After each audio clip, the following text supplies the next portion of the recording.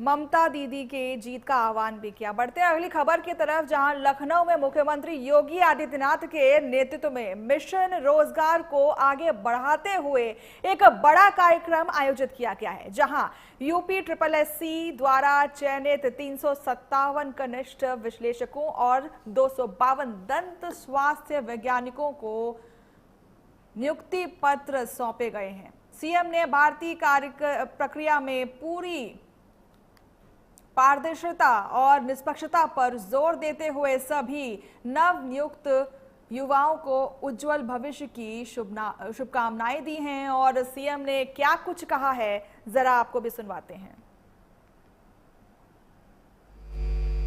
हर एक आइटम में मिलावट, अब उस मिलावट को रोकेगा कौन? पुलिस थोड़ा रोक पाएगी, उसके पास कुछ भी नहीं।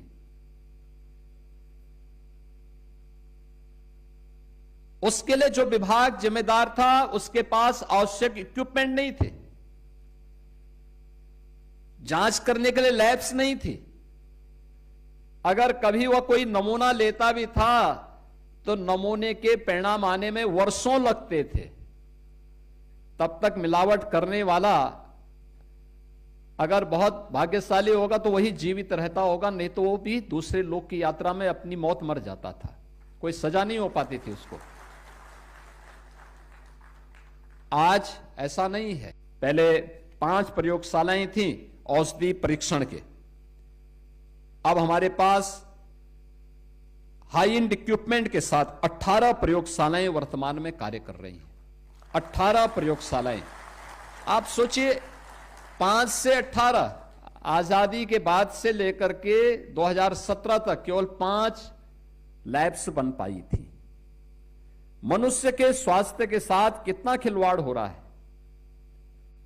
उसको पता ही नहीं था कि जो दवा खा रही है वो सही है या नहीं है। अब लैब बनी है, उसमें उस लैब के माध्यम से जो कुछ भी वो प्राप्त होगा। 25 में जब हमने भर्ती की, 60,244 नौजवानों का एक साथ भर्ती, और एक साथ भर्ती के बाद ट्रेनिंग के लिए बहुत सारे लोग ये मानते थे कि यूपी उनके पास आएगा गुहार करने के लिए कि ट्रेनिंग के लिए अपने सेंटर दे दो। मैंने कहा नहीं, यूपी अपनी ट्रेनिंग क्षमता स्वयं विकसित करेगा।